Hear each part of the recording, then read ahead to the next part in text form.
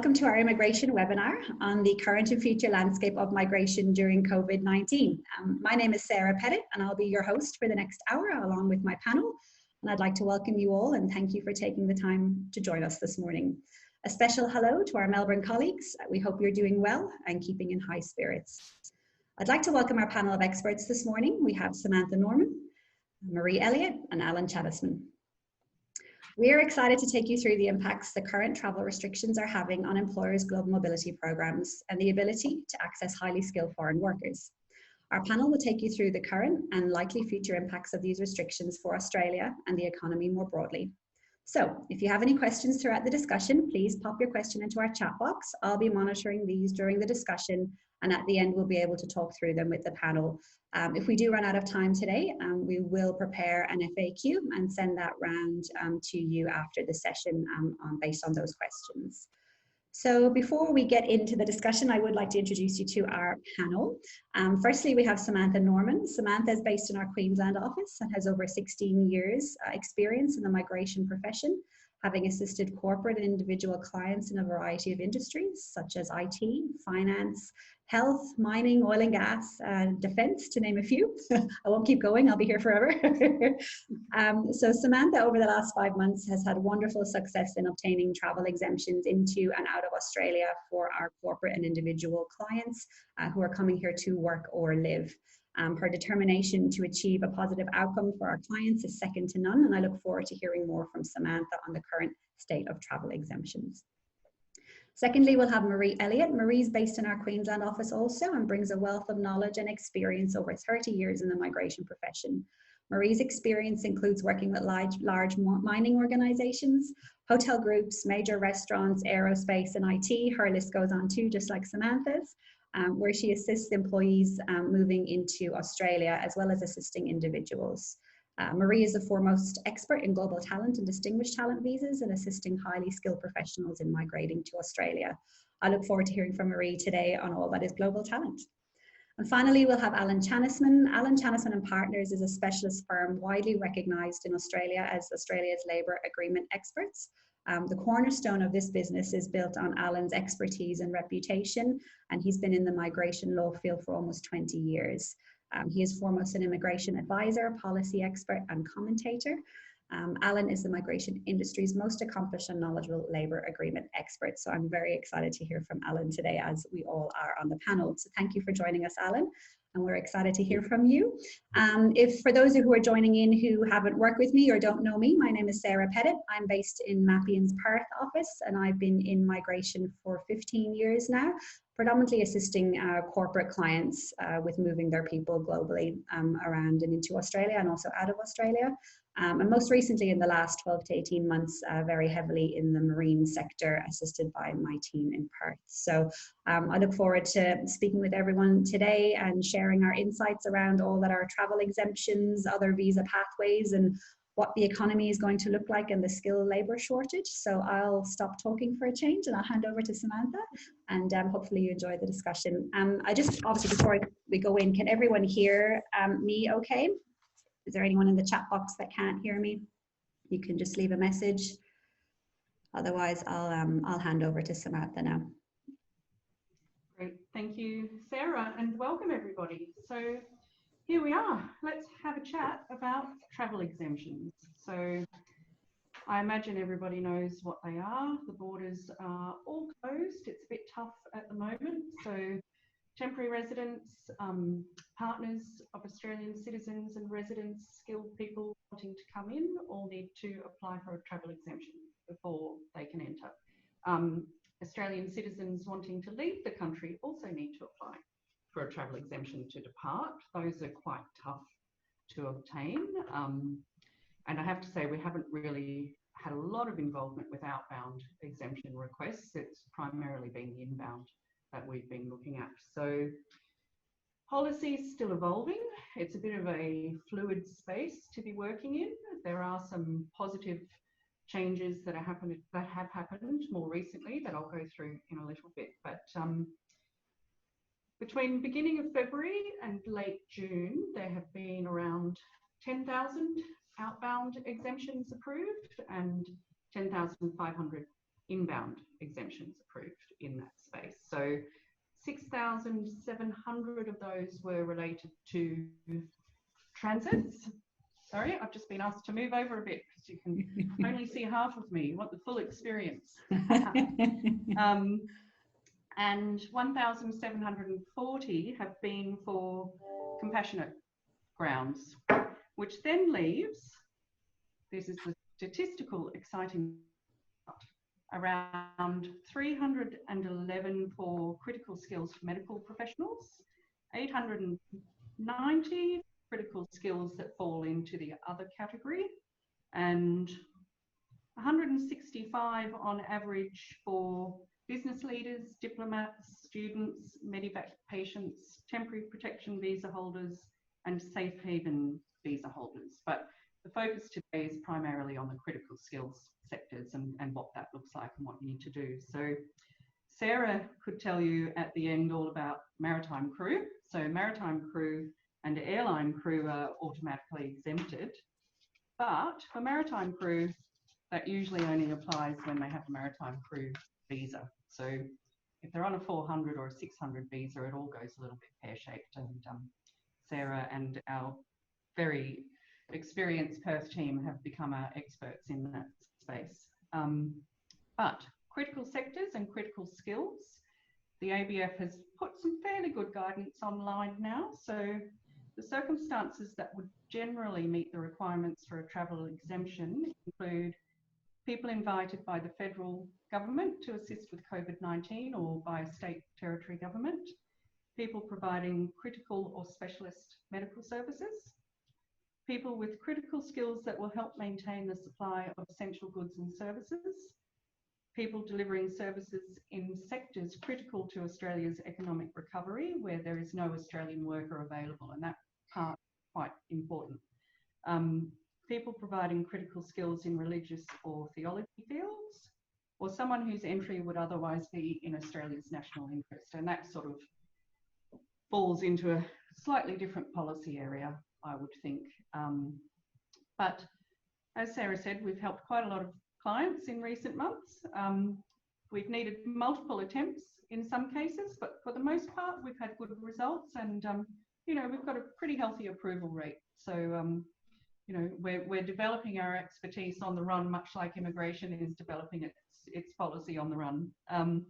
But what we found is really important is just drilling down into what those categories actually mean. So some are quite obvious. If you're invited by the Australian government to assist with COVID-19, specialist medical services, that's probably fairly obvious. But the other sort of critical skills spaces, I think there's a little bit of ambiguity in there, in that there is some room for movement within reason.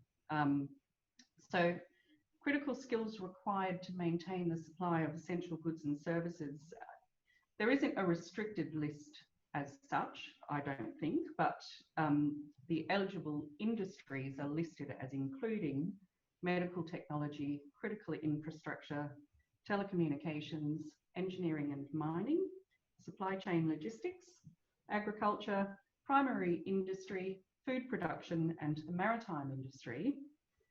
And then sectors critical to Australia's economic recovery are listed as including financial technology, large-scale manufacturing, film, media, television production, and emerging technology. And the film, media, television production is quite interesting, and I think is off the back of the investment that the Morrison government announced a few weeks ago into getting that industry back on its feet.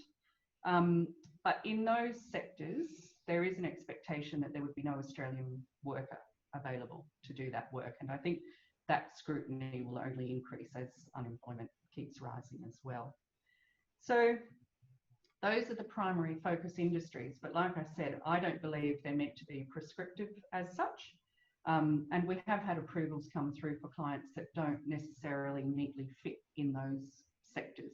There's a little bit of nuance in there that you might be able to play around with. So some of the occupations we've had approved across our team have included, it's kind of a long list, so bear with me, agreement manager, helicopter pilot, health and safety advisor, technical sales manager, operational superintendent, mining engineers, geotechnical engineers, metallurgists, procurement manager, supply and distribution manager, senior service engineers, HR manager, meteorologists, construction project manager, cybersecurity consultants, finance manager, ICT implementation specialists under the 400 visa, high voltage cable jointers also under the 400 visa, and commissioning engineers.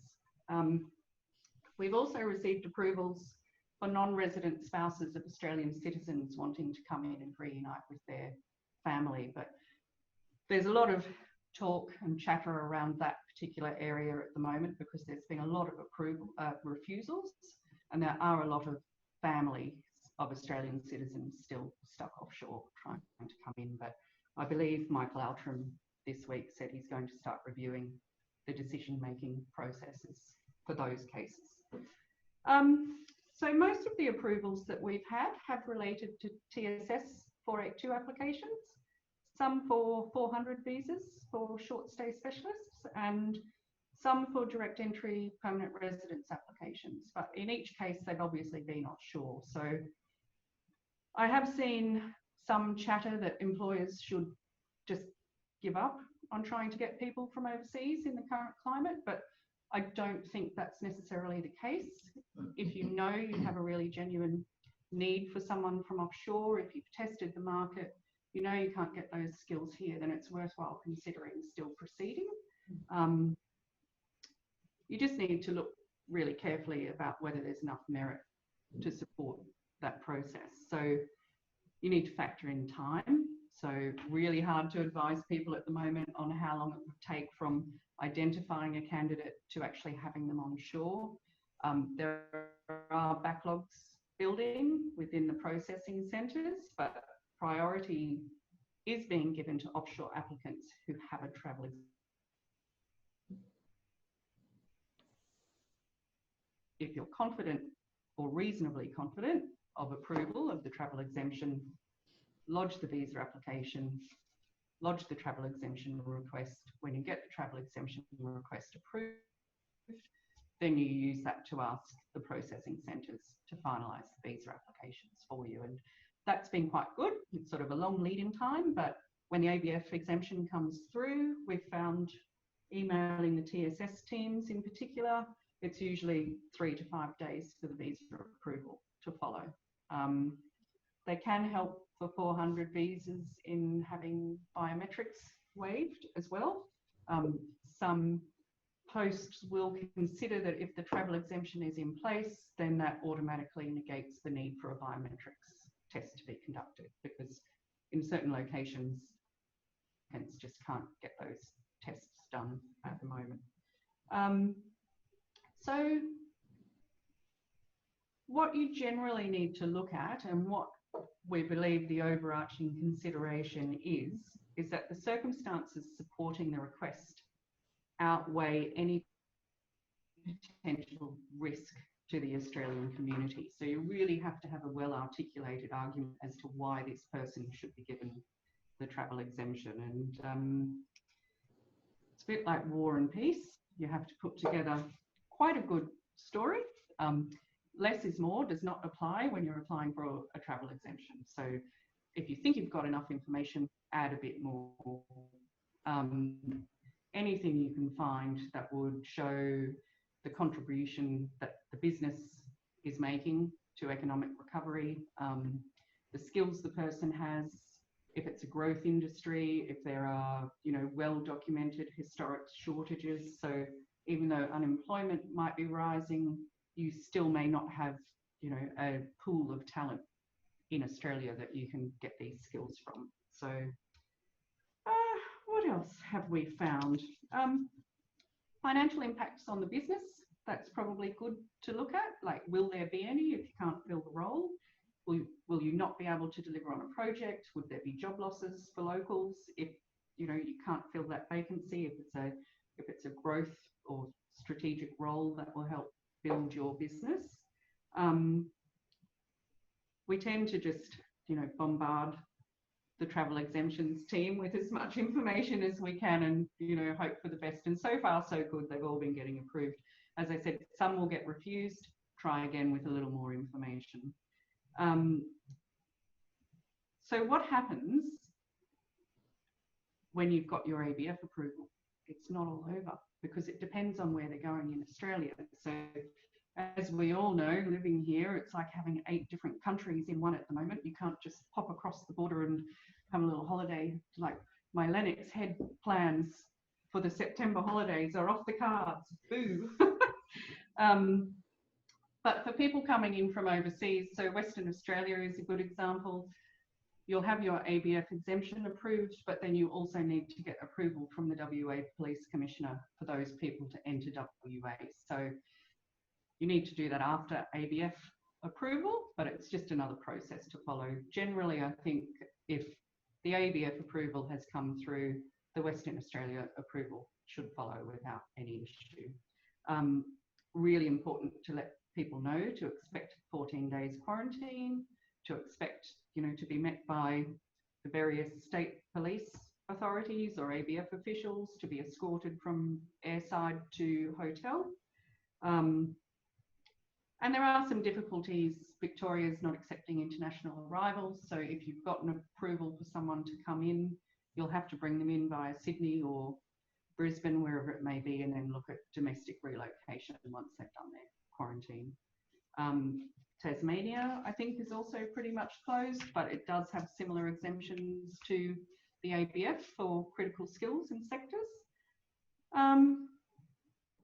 The other thing to note is unemployment obviously is going up and will go up even more before, everybody starts to recover. So when you're looking at offshore candidates in the current climate, generally you'll need to really be able to substantiate why you need to bring that person in from overseas and why you need those skills. But that will be looked at, I think, quite heavily on the travel exemptions as well. So if you have got evidence of trying to recruit locally, or evidence of employing locals in the lead up to making that offer to an overseas candidate, then you should include that with the travel exemption request as well. So it's almost like voluntary labour market testing before you make an approach for approval. It will be a bit like what we saw during the GFC. Immigration will be looking at things really carefully, as we go forward, and that will trickle down to the TSS program as well. Not so much the 400s, I don't think, because they've got their own distinct purpose, but been some good changes recently. There's been a few swings and roundabouts from when they first came in. So initially you could apply for the travel exemption, wait for the approval, then take the visa process forward with certainty that, making that investment in time and money would be worthwhile. Then without notice it changed, and visas, travel exemption approvals were being refused because the person didn't hold a visa. That was the rationale for the refusals. So it's changed again now in recent weeks that you can request the travel exemption before the visa is granted, and as I said earlier, you can then use the travel exemption approval to ask for the visa to be finalised. So the TSS processing teams in particular are prioritising approvals for offshore applicants who hold a travel exemption. So you won't get a lot of traction unless you've got that approval email in your hands. We have a new travel exemptions dedicated processing team that have been formed in WA, and what was previously the exclusive decision-making power of the commissioner has been delegated now across that team, with varying levels of responsibility for the ultimate decision-making. That will help, and in the coming weeks they will be issuing some really good detailed guidance for different industries to use when thinking about whether they want to try to get one of these through. I think mining and resources are the initial focus, and then other industry information packs will follow. There is a really good inquiry line on the portal section of the immigration website. So if you're in an industry that's not necessarily covered by the ones that are listed, it is worthwhile submitting a query through that portal, and one of the industry liaison officers should come back to you and have a chat with you about what it is that you need and whether or not they think it's worthwhile and what you would need to provide to get that approval through. So it's reassuring to see that it's sort of coming together after a time. But as I said earlier as well, in the chat that I had recently with one of the liaison officers, he did acknowledge that, you know, it's such an unknown circumstance and so new to everyone that it really is evolving constantly over time. But the only other thing to note is currently there's no charge from immigration for submitting the requests, but there is speculation that that might change in the future. So we'll have to wait and see. New Zealand has recently introduced fees for requesting these, so Australia may follow. We'll wait and see. So I'll hand over to Maree in a second, but I think just generally backlogs are building. They'll probably get worse. There will be increased scrutiny on applications as we go forward, certainly over the next 6 or so months, I would think, before recovery starts to happen. So it's probably also worthwhile looking at what other visa options are available outside of the sponsored space, which, you know, brings us to Maree, who'll talk through the global talent individual visa, which is a really good option for certain industries and, you know, highly skilled individuals. So, Maree. Sorry, we just have to keep our social distance and we have to get centralised here. So, hi everyone. So we're talking today about the Global Talent Independent Program. It falls within the Distinguished Talent Visa Program, which is the subclass 124 for offshore and the 858 for onshore. And it has two streams, the Global Talent Independent stream and the Global Talent Employer Sponsored stream. Today we're focusing on the Global Talent Independent stream simply because in the current climate, businesses are not going to be too inclined to maybe sponsor as much as what they've done in the past. And so the Global Talent Independent is an attractive option for very highly skilled individuals who may want to come to Australia. The program was introduced in October 2019, and evidence of how much the government is supporting the program is that they've got 6 overseas global talent offices based. This is pre-pandemic. I'm not quite sure if they're still all there, but hopefully they're not. They will be soon.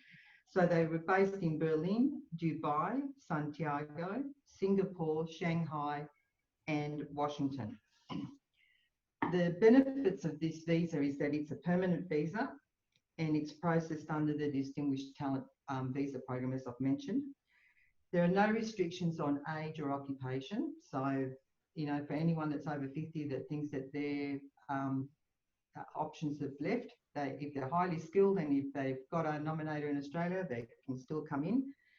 The visas are expedited, so they have priority processing, and they can reside anywhere in Australia. So somebody that applies for a global talent visa is not restricted to any state or to any employer. So that's another benefit of the visa, that you know, a person can go wherever the employment is. The global talent visa also has lower English requirements. So a person only needs functional English, so they just have to be able to say hello, goodbye, and how you going, I think, just about to get a functional English. And it's the Global Talent has an Australian-based support team, which is a whole government effort. So you've got all of the state governments and all the federal government supporting the scheme. So, as mentioned, it has 2 pathways. Both pathways require an expression of interest. So the benefit of this visa is also that you can lodge the expression of interest. Doesn't cost anything to do that. Obviously, if you're an agent, you'll be charging to do it, but for the applicant, there's no fees involved in terms of visa charges. And at least you get an indication of, well, yes, it's going to proceed because you get an invitation, or no, you haven't got a chance because you don't get invited. So it's a really good way of gauging whether or not you're going to be able to apply. It is for highly skilled and internationally recognised in seven target areas, including agtech, space and advanced manufacturing, fintech, energy and mining technology, medtech, cybersecurity, quantum information, advanced digital, data science and ICT. And I'm sure that anyone who has all those qualifications must be very bright, because I don't even know what half of that stuff means, but I would find out. The other thing with these visas is that they have to be able to either evidence that they have been on a higher income threshold salary before they applied, or that they have the potential to earn it. And at the moment, it's 153,600. So in other words, if you're highly skilled and you're really worth the money, then you must be able to attract that sort of salary or above. Otherwise, then you're not that highly skilled, or you're not that great. Now, well, sorry, I've put something in there that I shouldn't have. Sorry, guys. So the program is intended to attract the best talent from around the world and to create opportunities for Australians by transferring their skills, promoting innovation and creating job opportunities. And the program, like I said before, is for a permanent visa. To express interest for priority processing within the program, a candidate will be highly skilled in one of the 7 target sectors and be able to command the salary that I've mentioned previously. But they also look at highly skilled, highly graded recent PhD or master's graduates. So if somebody has just graduated with a PhD or a master's where their average grade score has been over 80%, they can also apply under the Independent Global Talent Visa. So in other words, they just want the best of the best, and they will do everything to try and get them here. And it's a good program because I mean, in the past, you've had very highly skilled people that have had no pathway and they've ended up, coming here, they do all their study and then they have to leave, which is, a loss to Australia, skills and experience and expertise. So as I said, the benefit of the visa is that it's permanent, fast track, there's less red tape, no additional fees for employers such as the SAP levy, which is also a very attractive, part of the visa. And there's no restrictions on employment or location. Applicants for this visa need to be exceptional in the context of the Global Talent Visa. This means that they have to be innovative, entrepreneurial, highly skilled in a particular area, have contributed internationally in their field of expertise, bring global connections and business opportunities to Australia, and can quickly establish themselves. Or people that can attract and raise investment through venture capital, grant funding, or they may already be in Australia and working for an employer. Like I said, the salary has to be above the Fair Work High Income threshold, which is 153,600.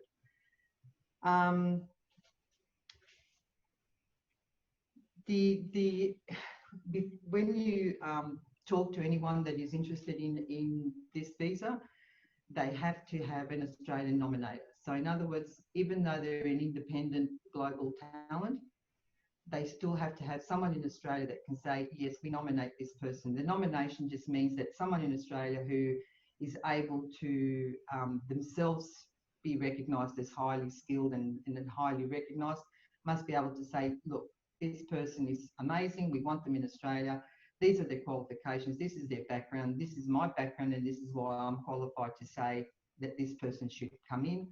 And without that, so the nominator can be either an individual or an organisation, but without that, there's no way that they can come in. So in reality, it seems like a very simple process, to be honest, because if you're highly skilled, if you've got the English, if you've got the high salary, if you've got a nominator, but I mean, to get it all together, it sounds simple, but when you put all that together and to try and get it into a nice package, obviously it's not that easy. Otherwise, it wouldn't be that highly skilled or that highly coveted. So, what else can I say? So the applicants need to lodge an expression of interest before anything else. If the expression of interest is acceptable, they get an invitation to apply for the visa. and then they apply under the distinguished talent. So with the distinguished talent, they have to, again, evidence health, character. They have to show evidence that they can be employable, that they can attract the sort of salary that we've mentioned, and that they're going to be able to settle in Australia and to contribute to the Australian community. So although the global talent has its own specific requirements, they then have to meet the requirements of the distinguished talent as well. So once they're invited, they can lodge the application. They must, like I said, must be able to earn that high income, have an Australian nominator, and they must be able, or they may be a graduate with honours degree, master's degree, or a PhD with a grade point average of above 80%. So that's me in a nutshell. Wonderful. Maree, while you're still there, we just had a question. Is there a definition for highly skilled? Well, as far as I'm aware, from all the ones that I've done, is that you have to have the qualifications, and you have to have experience, and you must be able to get references that can, you know. So you have to be exceptional. So you can't just be an IT from, I don't know, from Singapore. You've got to be an IT from Singapore that has done something that is recognised internationally or nationally as something that's become exceptional in that sphere. And do we need the nominator before the EOI? Does the EOI request that the nominator's details be entered in, or is that something that comes once the EOI has been granted? I think that comes after the EOI has been granted. Yeah. Wonderful. Great. Thank you. Alan, over to you. A lot of good information. Thanks. Hello, everybody. It's an absolute pleasure, first of all, to be invited by Maritime to support this session this morning. And I think it's terrific that we're actually doing that, because Maritime have taken the initiative here and want to update everyone about COVID-19. And COVID-19 has certainly shown us, all of us, everyone in this room and everyone in Australia who work in the economic space, in the labour market and the labour force, that we have almost no capacity to understand where our business is in a sustainable format going over the next 1, 2, 3, 4 and 5 years. So this landscape is going to be particularly important to understand. What I'm going to do is I'm going to try to pare it down to the lowest common denominator, spend 5 minutes or so, talk about where we are in terms of net migration, and that's, whilst it seems rather innocuous, it's extraordinarily important about what happens next, because what happens next is probably, as Sarah's indicated, as Samantha's indicated, that we're probably in for a skill shortage, which is about as deep as we're ever going to get. Whilst that sounds pretty scary from the outset, there's a lot of give and take on both sides. And unfortunately, when you look at the economic aspect of skills shortages over depression, recession, pandemics, economies take an awful long time to come out of these sorts of conditions. They enter these conditions really quickly, fast, overnight, and they come out on very slowly. So it's important to understand where we're going to go with this. We've all heard lots and lots of bits and pieces on the news about temporary migrants and how they fit into the Australian migration program. Temporary migrants, there's a little bit of misnomer about temporary migrants. Temporary migrants are not just those migrants who make up temporary skilled migrants. Temporary skilled migrants are those migrants who work in economic visas, but like 482s, 494s and other types of visas, particularly what Maree was talking about. Temporary visa holders, and we've heard a lot of information about temporary visa holders, are made up of a lot of people, a lot of types of visas, particularly visitors, working holiday makers, and New Zealand citizens, and students. They're the biggest cohort. If you look at some quick figures, and this isn't an economic session, but just look at some quick figures to put this into perspective. There's only about, or they were planning on up to March 2020. Look at March 2020 in terms of the skilled temporary entrants.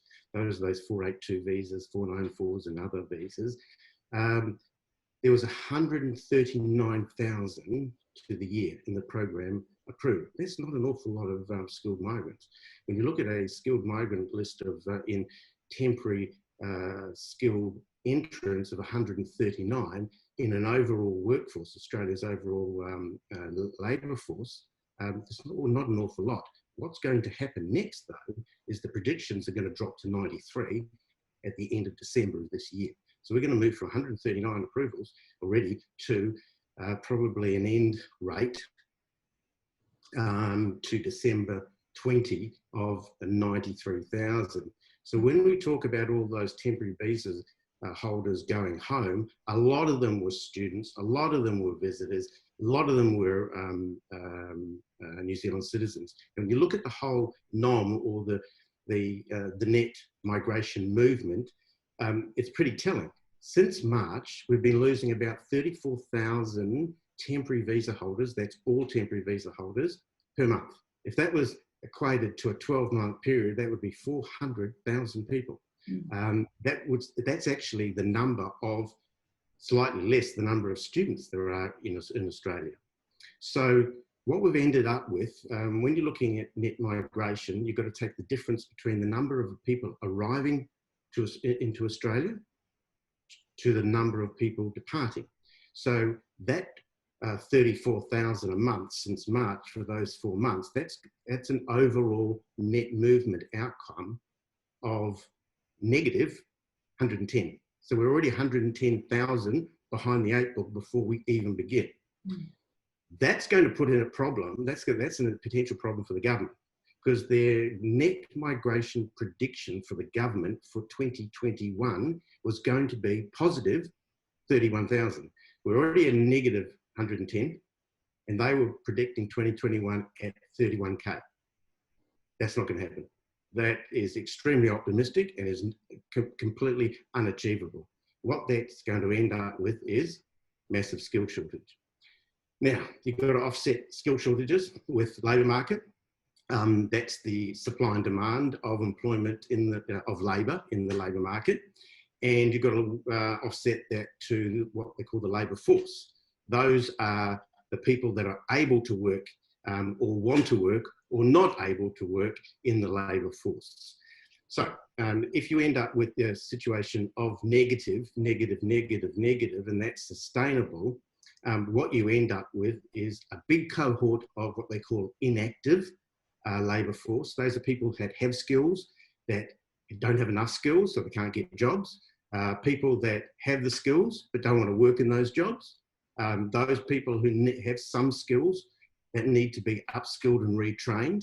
So all of this produces what they call a skills mismatch. The other problem is we're facing is some people in that inactive labour force have skills that employers don't want. The end result of all this is pretty simple. When JobKeeper finishes, employers are going to reassess where they are in terms of how to get back to the positive outcomes of running a business.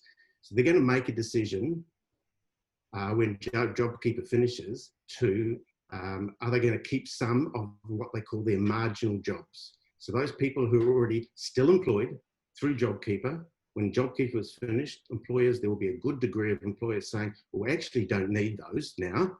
That could see, as Sarah indicated, a rise in unemployment, and that will probably hit us about spring or summer of this year. However, it's not all doom and gloom.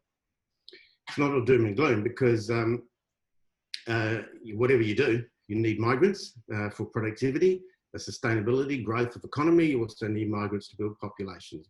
Population builds economy and growth. So where do we go from here?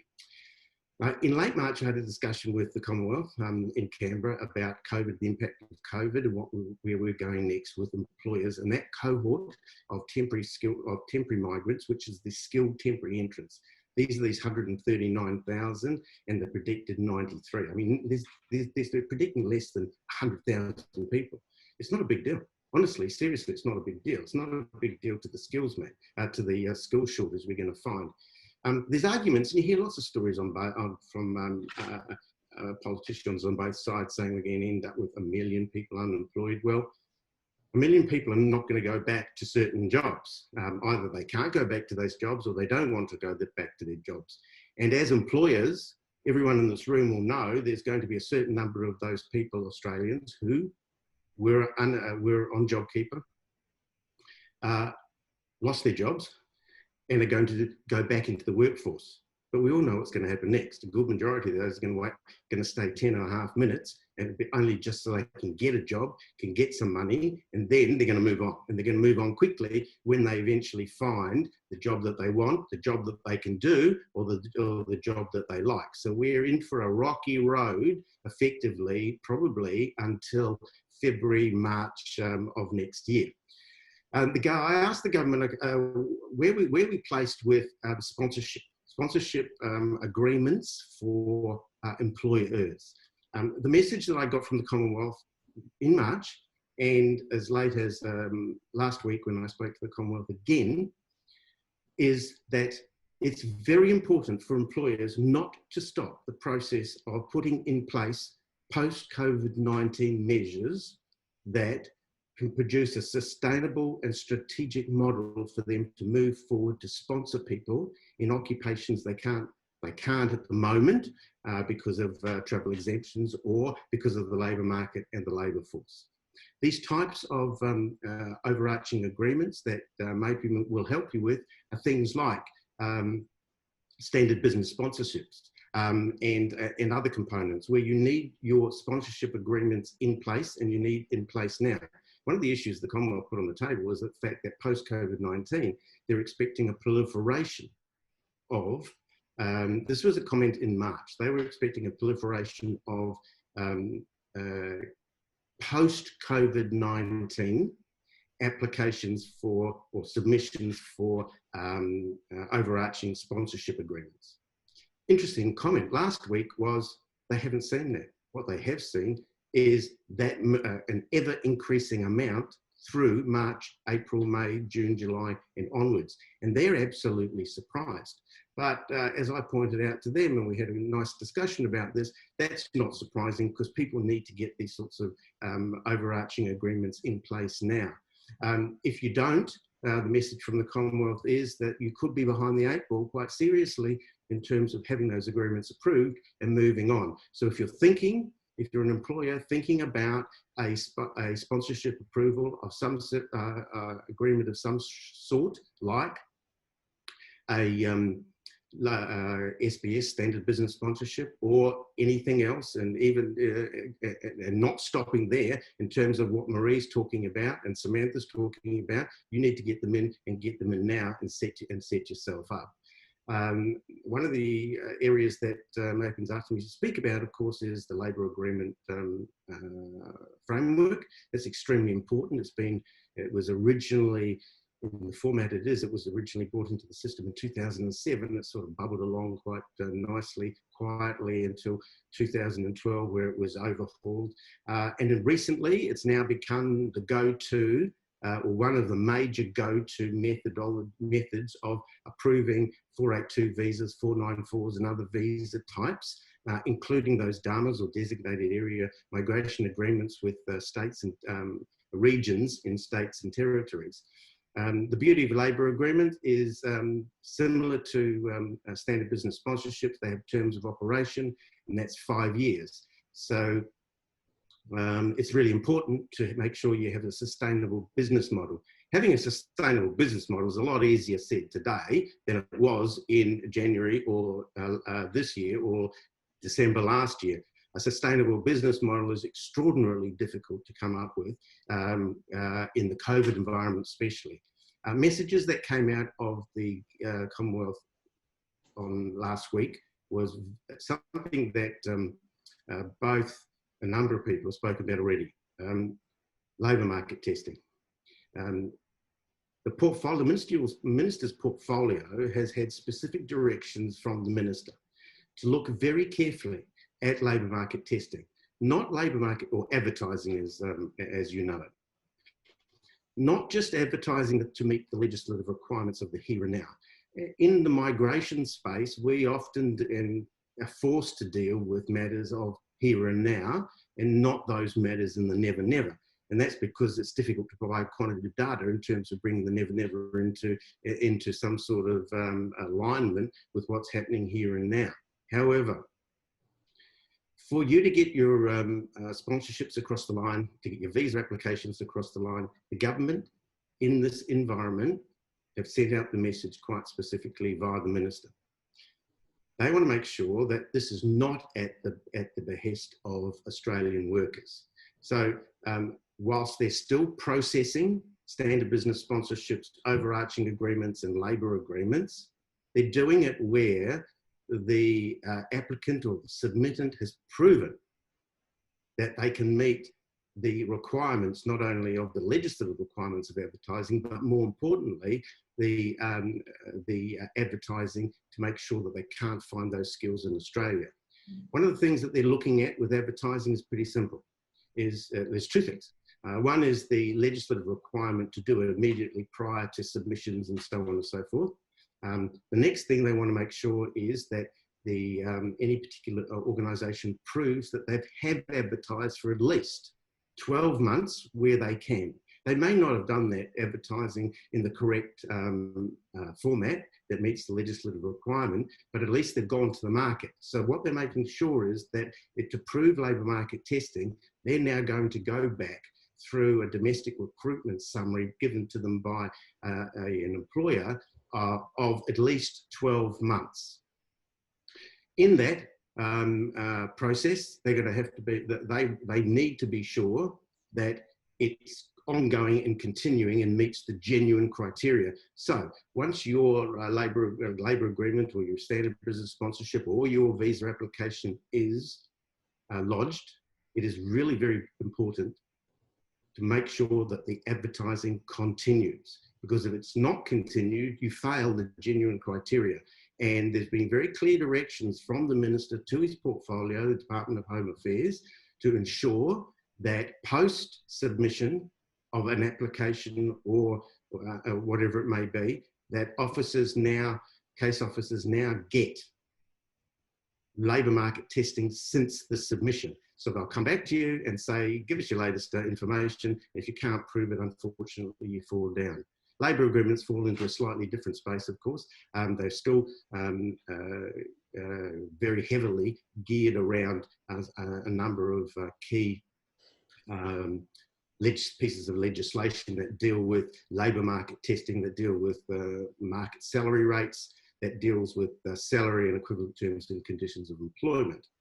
Labour agreements have taken a massive swing in the last, well, since January, but really for the industry and for migration professionals, it's really only in the last couple of months that we've seen the swing take effect. And that is, let me just explain quickly that a labour agreement is a sponsorship agreement to sponsor occupations for skilled temporary entrants in occupations that you can't use the standard visa program. So if you can't use the standard 482 visa program, or you can't use the 484 visa program, you use a labour agreement where you can, if you meet certain criteria, to sponsor occupations that are not on lists, on skilled occupation lists, or you can't get through the standard process. Some of the labour agreement templates are negotiated through industry and have concessions included. Some of those concessions are actually salary concessions where you actually don't have to, meet 100% of the minimum salary. You can sometimes meet 9%. There's some of these labour agreement templates have specialised or different skill qualifications and experience criteria, which are slightly lower. Some have transition pathways to 186 or permanent residency, which, don't forget, we're all talking about occupations which you can't use the standard visa program for. So that's very important. Labour agreements are not easy to get. They're difficult. They're difficult because you're asking the minister to step away from the standard visa program and approve a labour agreement for an occupation which you're not, or you shouldn't be able to get through, or you can't get, should I say, excuse me, through the standard visa program. However, where they come into their fall And why they're so important is that an employer uses it as a strategic document, and a very extremely important strategic document that they can then use to leverage their business in the next 5 years. Now, taking COVID into account and bearing in mind how we're going to start moving through COVID, and various ups and downs in terms of the numbers of people on the market, in the labour force, and so on and so forth. As we move through COVID, particularly in the next 12 months, if you had a labour agreement as an employer for a term of operation of 5 years, that gives you a very clear strategy over 5 years of how you can leverage this agreement and sponsor people in occupations you know very well post-COVID that you're not going to be able to fill in the skills gap, or you can't use the standard visa program. So labour agreements, whilst they're extraordinarily strategic documents for employers, they're difficult to get. They don't hand them out lightly. You need to ensure that you provide a sustainable business case and business model. You need to be in a position where you can financially support the program. And just closing on the program itself, the Minister's also currently given all his case officers some very clear instructions to assess post-COVID-19 of all applications before them, that they meet the criteria in terms of not taking jobs away from Australians. So I don't think we want to get too wrapped up in this jobs for Australians message. That's a bit silly at the end of the day, because we're effectively trying to talk about ultimately 93 or 100,000 people. It's not going to make diddly squat in terms of the number of people who work in this country. And remember, there's a lot of argy-bargy goes on about all the people, these million people are being unemployed and so on and so forth. It's a real problem. It's a recognised problem. We're not facing it by ourselves. Post-COVID-19 measures have already been introduced by similar migration programs to ours, like in Canada and in New Zealand and in the UK. We'll leave America alone in this one because they go an unusual system anyway. And they're not quite post-COVID-19 at all. Although, you know, from what you hear in the newspaper and what you read on the television, you seem to scratch your head. But anyway, all good. Let's deal with what we can deal with. Let's move forward. Do not stop. The message, of course, from me and the Commonwealth is not to stop, to move forward, to use labour agreements as much as you possibly can. Contact Mapian, they'll happy to help you. And move forward. And I think it's very important that we all just take a big deep breath, understand that we're in for big, deep skill shortages. We're going to have to move through them quickly, as best as we can in the short term. But over a year, it'll start panning out. And I think if we have this conversation, I know if we have this conversation this time next year, we can have a different conversation about how net migration affects the skilled migration program. And trying to get as many skilled people into this country as possible, and moving towards sustainable GDP. Thank you. Awesome. Thank you, Alan. Thank you. And I think what Alan, was also saying there is it is business as usual for us. So if you do know you're going to have those skills shortages needed within the next couple of months, now's the time to get everything, all your ducks in a row, and get your standard business sponsorship in place. If you don't fall under the SBS program, then consider looking at a labour agreement and start preparing for that now, because that can take 6 to 12 months to process once the application's been submitted. And it does take quite a few weeks preparation time as well to get all the information and build that business case. I did get one question there from Simon. Can you explain the need for advertising for 12 months before lodgement and after? Is this new policy? So Simon, in regards to the standard business sponsorship program where you're nominating individuals on 482 visas, what the department is requesting is the normal labour market testing evidence. So you've advertised in the last 4 months prior to making the application. That's been done in 2 locations and run for a 28-day period. There's also other details that's required within the actual advertisement themselves. So what we're seeing coming out of the department of late is a further request for evidence around the genuine need for the position. So for us to be able to demonstrate and build that business case, to demonstrate that, okay, yeah, you've advertised 3 months ago, you found the person you wanted, but have you genuinely tried to fill that role with an Australian, and have you continued to advertise or have an expression of interest in place, and where is this genuine need coming from? So as well as the advertising you completed prior to the lodgement, they also want further evidence in respect of well, have you really tested the labour market? And if that's advertising that you continue to do under expressions of interest, or perhaps you have stats and figures from recruitment or placement firms that have evidence that, you know, you just can't find, you know, diesel motor mechanics or surveyors in Australia. They're the ones that we're always struggling to fill roles in, a maritime crew. You know, we need to be able to provide substantiative evidence and quantitative evidence that demonstrates that, you know, you do have the genuine need, and these are the reasons why you can't find these people, and this is why you need this individual for this particular project, or to fit in with your organization as well. In regards to the labour market testing for your labour agreement processing, and Alan, you can step in here as well, but normally you would provide evidence that you've tested the local labour market when you've lodged your labour agreement request, but you must continue to advertise for those roles that you require while the application's in train with the department. That's absolutely key. If you stop advertising at all for any type of application that you require labour market testing, once you've lodged the application, do it at your peril, because you'll come undone. This is going to be the new norm. I'm pretty sure it's also going to get driven into policy at some particular point in time as well. That's it. So I think we did have another question there around the labour agreement. Is the labour agreement process applicable where PR is not available due to age? So is that something, Alan, that you can build into your labour agreement request to... Yeah, and that's the beauty of the labour agreement process, because it sits outside legislative criteria. So when you lodge a labour agreement or prepare a labour agreement, when we're doing that, we're not actually preparing it against the set of legislative criteria, unlike a standard business sponsorship or a visa subclass. So it has an unusual process of submission and assessment. So it's not assessed against or refused or approved against a set of legislative criteria. It's a subjective process. The Minister gives his portfolio, Home Affairs, certain criteria to approve labour agreements and not, dependent on a sustainable business model. One of those, one of the things that you can ask for in a labour agreement, which is not available under the standard business program, either you're on a list which is doesn't have transition to PR, or as the caller said, is beyond the age of 45.